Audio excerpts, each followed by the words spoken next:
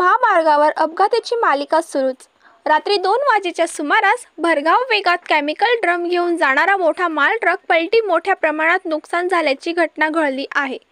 रात्री 2 वाजेच्या सुमारास विसरवाडीपासून 1 किलोमीटर अंतरावर मासलीपाडा गावाजवळ भरधाव वेगात केमिकल ड्रम घेऊन जाणारा माल ट्रक क्रमांक WB 23D 6591 यावरील चालकाचे नियंत्रण सुटल्याने रस्त्याच्या उतारावरून खाली पलटी झाला आहे।